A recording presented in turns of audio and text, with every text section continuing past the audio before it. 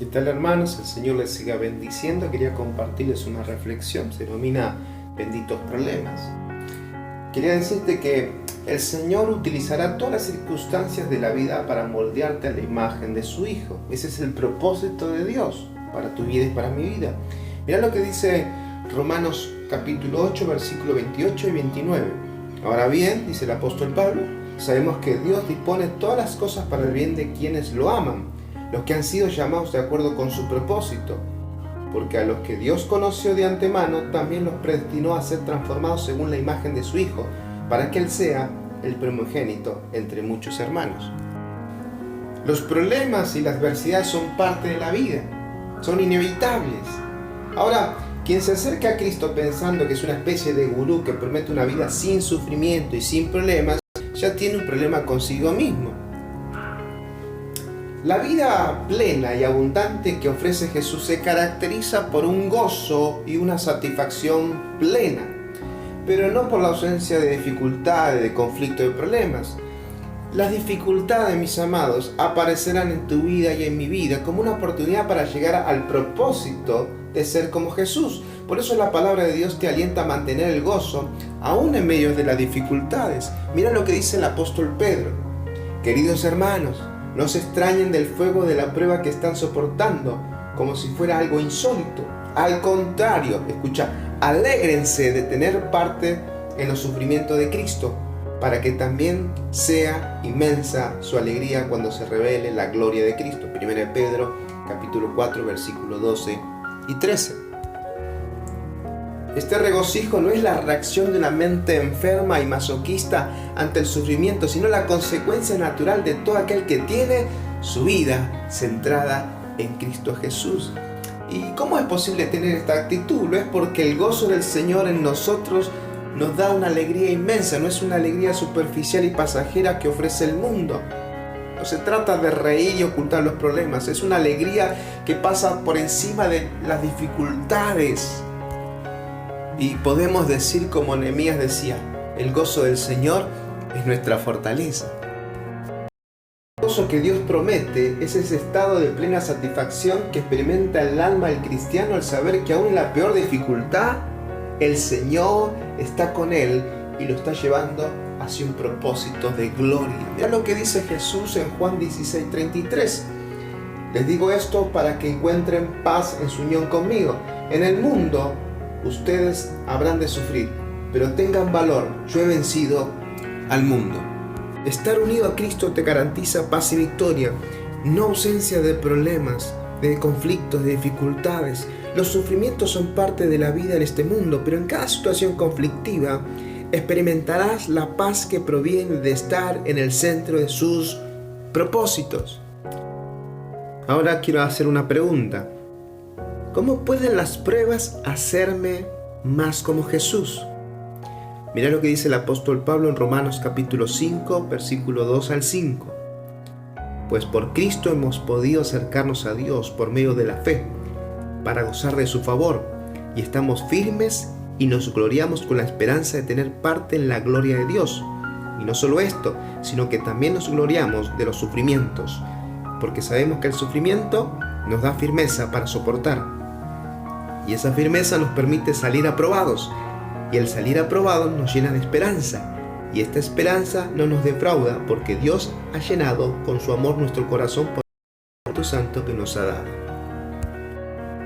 Las pruebas nos permiten saber cómo estamos en nuestro crecimiento espiritual hacia el estado de plena madurez en Cristo Jesús. Las pruebas son productivas si las enfrentamos con sabiduría, con entendimiento, con inteligencia, y no son las circunstancias en sí mismas las que nos transforman, sino nuestra reacción hacia las mismas. Tú puedes ver un problema como un obstáculo en el camino o como un escalón para subir. Fíjate que el ejército de Israel vio al gigante Goliat como un obstáculo, como un impedimento a sus propósitos. David lo vio como una oportunidad para alcanzar sus propósitos de acuerdo a la voluntad de Dios y llegar a ser el rey de Israel.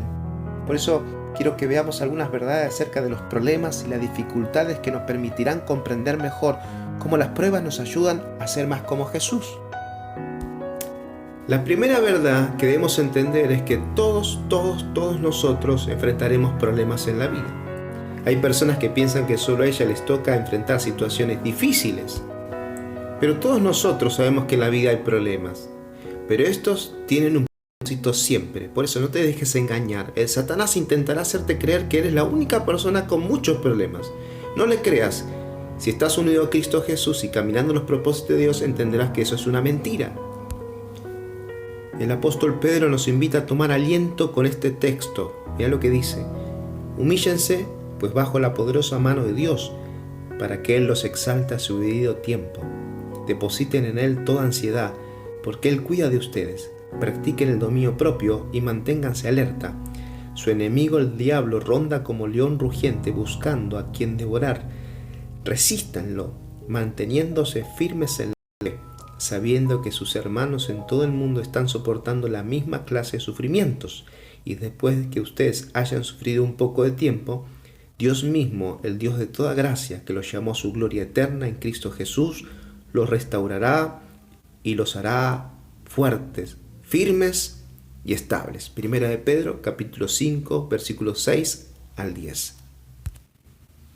La segunda verdad es que los problemas cooperan hacia nuestro propósito en Cristo Jesús. Romanos 8, 28.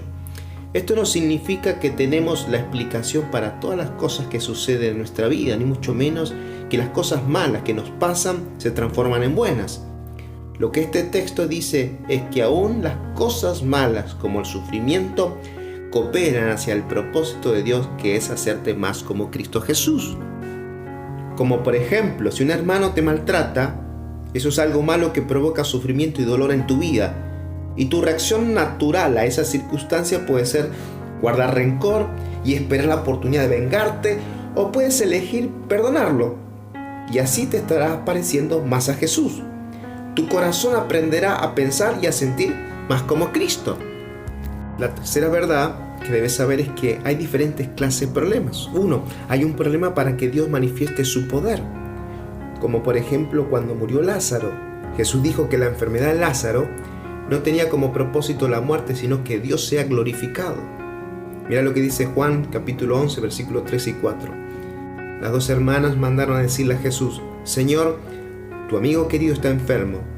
Cuando Jesús oyó esto, dijo: esta enfermedad no terminará en muerte, sino que es para la gloria de Dios, para que por ella el Hijo de Dios sea glorificado. El Señor Dios puede permitir un problema en tu vida y en mi vida para mostrar su gloria a través de un milagro. Segundo, hay un problema para hacernos madurar. Es el que transformará nuestro carácter. Esta clase de problemas es el que trae dirección y crecimiento.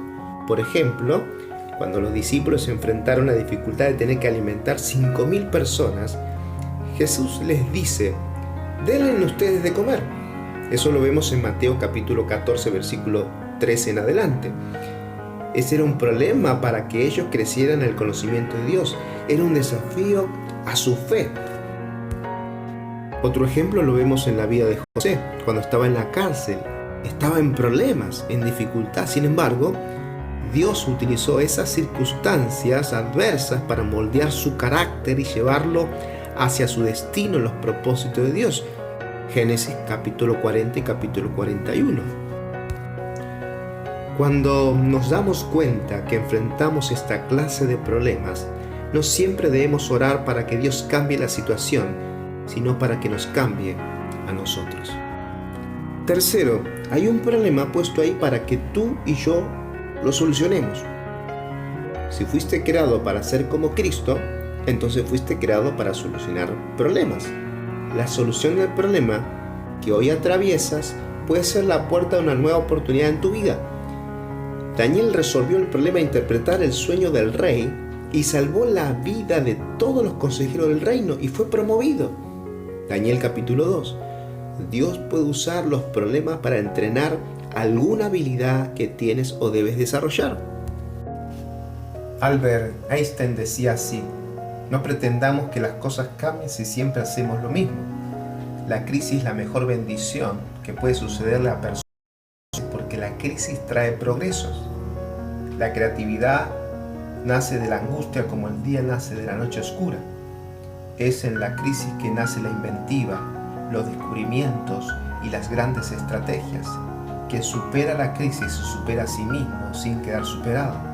Quien atribuye a la crisis sus fracasos y penurias violenta su propio talento y respeta más los problemas que a las soluciones.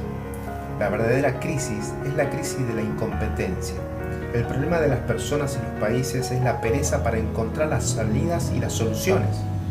Sin crisis no hay desafíos. Sin desafío la vida es una rutina, una lenta agonía. Sin crisis no hay méritos. Es en la crisis donde aflora lo mejor de cada, porque todo viento es una caricia. Hablar de crisis es promoverla y callar en la crisis es exaltar el conformismo. En vez de esto, trabajemos duro. Acabemos de una vez con la única crisis amenazadora que es la tragedia de no querer luchar por superarla. Cuarto, hay un problema por causa del pecado. Si no estás andando conforme a los propósitos de Dios, estás en pecado. Y el pecado solo trae maldición.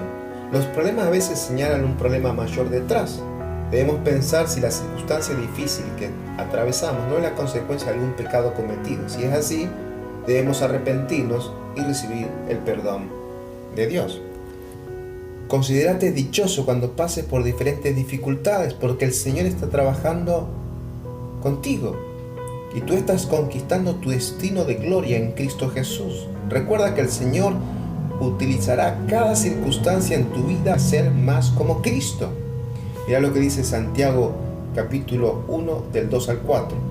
Hermanos míos, consideraos muy dichosos cuando tengáis que enfrentarnos con diversas pruebas, pues ya sabéis que la prueba de vuestra fe produce constancia, y la constancia debe llevar a feliz término la obra, para que seáis perfectos e íntegros sin que os falte nada. El Señor te siga bendiciendo, que tengas un... Dios te bendiga.